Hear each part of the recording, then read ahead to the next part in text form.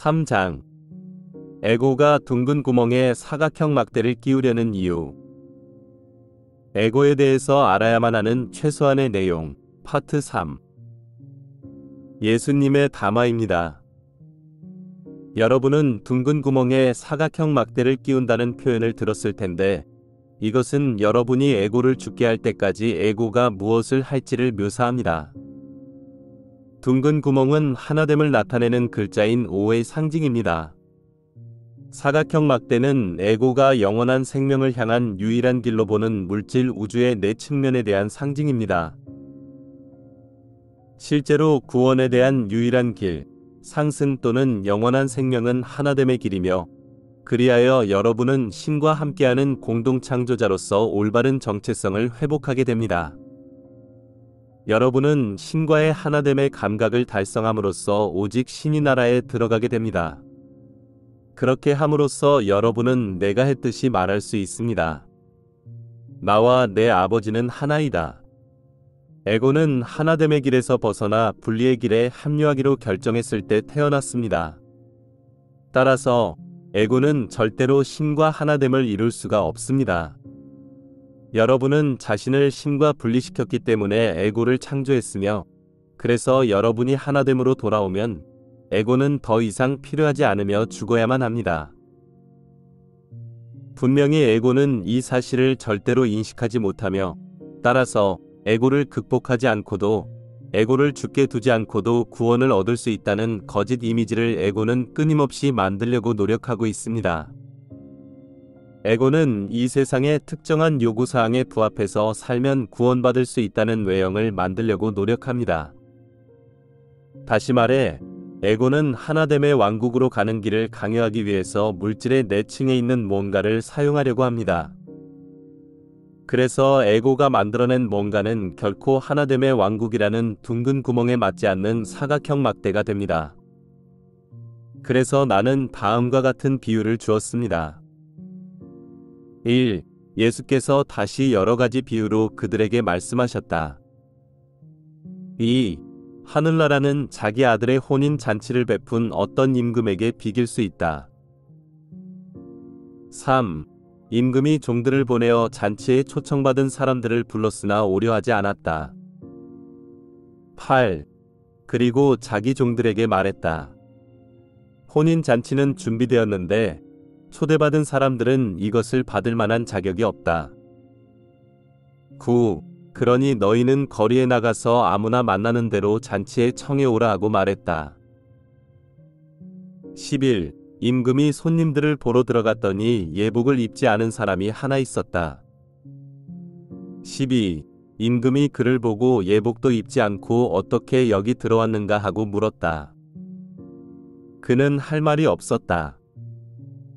13. 그러자 임금이 하인들에게 이 사람의 손발을 묶어 바깥 어두운 곳에 내쫓아라. 거기서 이를 갈며 통곡할 것이다 하고 말했다. 14. 부름을 받은 사람은 많지만 선택받은 사람은 적다. 사실상 결혼 예복은 신과의 하나됨을 확증하는 유일한 방법인 그리스도 의식을 상징합니다. 이전의 담화에서 설명했듯이 에고는 신과의 분리에서 태어났으며, 따라서 에고가 믿는 모든 것과 에고가 만든 모든 정신적 이미지는 분리의 마음인 반그리스도 마음에서 나옵니다. 그러므로 이 이미지는 결코 왕국에 들어갈 수 있는 결혼 예복을 만들 수 없으며, 에고는 언제나 자신이 만들고 있는 외부의 어둠 속에 머무르게 됩니다. 여러분이 에고와 동일시하는 한, 여러분도 또한 눈물을 흘리고 이를 악무는 의식 상태에 머무르게 됩니다. 무엇이 여러분을 에고에서 피할 수 있게 할까요? 분명히 여러분은 에고에 갇혀 있지 않아도 됩니다. 은유나 신화적인 이야기로 위장한 모든 참된 영적인 가르침의 내면적인 메시지는 여러분이 에고라는 용을 죽이고 그리스도 자아라는 백마를 탄 기사를 구하고 신의 나라를 상속받을 수 있다는 내용입니다. 그러나 여러분이 이것을 할 수 있게 하는 열쇠가 무엇입니까? 성모 마리아의 신기원을 이룬 책인 풍요로운 삶에 이르는 핵심 열쇠에서 그것을 의식하는 자아라고 부릅니다. 여러분은 그것을 또한 의식하는 나 또는 의식하는 자아라고 부를 수도 있습니다. 이 의식하는 자아는 여러분 하위 존재의 핵심입니다. 그것은 여러분의 영적인 자아인 I am 현존의 개체화입니다. 의식하는 자아는 물질 우주로 하강해서 이 세상을 경험하고 여러분의 신적 화염인 I am 현존의 빛을 가져와서 이 세상을 신의 나라로 바꾸도록 돕기 위해서 설계되었습니다. 의식하는 자아는 여러분이 존재한다는 사실을 인식하고 있으며 또한 의식적인 결정을 내리는 부분이기도 합니다. 성모 마리아가 그녀의 책에서 설명하듯이 의식하는 자아는 자아의 수용체라고 불리는 여러분 하위 존재의 주인이 되기로 했습니다. 여러분은 자신의 I am 현존과 영적인 스승의 인도하에 의식하는 자아의 수준에서 대부분의 결정을 내리도록 되어 있습니다. 여러분이 영적인 스승을 떠났을 때 신성한 안내를 잃었고, 따라서 여러분은 홀로 결정을 내려야만 했습니다. 이것은 많은 공동 창조자에게 고통을 주었습니다. 그래서 그들은 에고가 그들에 대해 점점 더 많은 결정을 내릴 수 있도록 허용했습니다. 대부분의 사람이 직면한 문제는 의식하는 자아를 잠자게 하고 자신의 에고가 삶을 영위하도록 허용했다는 점입니다. 그래서 많은 결정이 의식하는 마음이 수준에서 이루어지지 않고 에고에 의해서 지배되는 무의식적인 과정을 통해서 이루어집니다. 우리는 에고를 실제로 생각할 수 없는 컴퓨터와 비교할 수 있지만, 에고는 생각할 수 있는 듯이 보이는 충분히 정교한 프로그래밍을 갖추고 있습니다. 이 비유는 숲과 나무들에 대한 이전의 비유와 비교할 때 유익합니다. 에고는 개별 컴퓨터 프로그램과 같은 많은 수의 상대적이고 이원성 환영을 만들어냈습니다. 여러분은 그것을 숲의 나무와 비교할 수도 있으며, 각 프로그램은 삶의 특정한 상황을 다루도록 설계되었습니다. 따라서 특정한 유형의 상황을 마주하게 되면 이러한 프로그램 중의 하나가 실행되어 상황에 대한 사용자의 반응을 장악하게 됩니다. 여러분은 더 이상 상황을 어떻게 잘 대처할지에 대한 의식적인 선택을 하지 않습니다. 그것은 모두 에고라는 컴퓨터에 의해서 실행됩니다.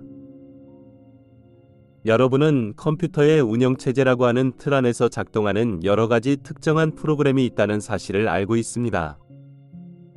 이 운영체제는 컴퓨터에 따라 윈도우, 매킨토시 또는 유닉스로 불립니다. 운영체제는 에고이며 이전 담화의 숲에 비교될 수 있습니다. 이 운영체제는 에고의 핵심이며 스승에게서 떠나는 결정으로 인해서 태어났습니다. 다른 말로 하면 스승에게서 떠나는 상황을 정당화하기 위해서 의식하는 자아가 사용한 어떤 추론이 바로 에고의 핵심이 되었습니다. 에고가 이 결정에서 태어났다는 사실을 여러분이 깨달을 때 에고가 절대로 그 결정의 타당성에 대해서 의심을 하지 않는 이유를 알게 되고, 그래서 이것이 중요합니다. 에고는 결코 운영체제 자체에 의문을 제기할 수 없으며 프로그래밍에 따라 영원히 계속 작동하는 컴퓨터와 같습니다. 에고는 말 그대로 신과 멀리 떨어지겠다는 원래의 결정에 따라서 살고 죽습니다. 의식하는 자아가 그 결정을 보고 그것이 건설적인 선택이 아니라는 사실을 깨닫고 죽음이 아니라 생명을 선택함으로써 더 나은 결정으로 바꾸면 에고는 죽습니다. 따라서 의식하는 자아는 이제 에고를 창조한 원래의 결정을 찾아내서 재평가하지 못하게 막기 위해 에고가 힘으로 무엇이든지 한다는 사실을 이해할 수 있습니다. 컴퓨터에 비유하자면 개별적인 프로그램이 운영체제를 변경할 수 없다는 점과 비슷하며, 프로그램은 시스템에서 정의한 틀 내에서 작동해야 합니다. 따라서 에고는 의식하는 자아가 개인적인 신념인 나무에 집중하게 하며, 여러분은 에고가 만든 본질적인 신념인 숲을 절대로 볼 수 없습니다. 많은 성실한 영적인 구도자조차 이 속임수에 속았습니다. 그들은 그것을 에고 또는 다른 뭔가로 부르든 간에 영적인 성장을 방해하는 존재가 있다고 깨달았습니다. 그리고 그들은 신과 분리된 환영의 베일을 제거하기 위해서 숲의 일부 나무를 잘라야 한다는 필요성을 깨달았습니다. 하지만 아직 그들은 나무 뒤에 숨어있는 에고를 보지 못했습니다. 따라서 많은 구도자가 자신의 에고에 진심으로 의문을 제기하지만 아직 베일의 뒤를 보고 에고 자체의 의문을 제기하지는 못하고 있습니다. 분명히 초보자는 아직 준비가 되어 있지 않지만 수십 년이나 일생 내내 영적인 여정을 걷고 있는 많은 사람은 내가 주는 가르침을 고려하면 엄청난 도움을 받을 수 있습니다. 그들은 자신의 에고에 대한 기본적인 환영에 대해 질문하기 시작할 준비가 되어 있습니다.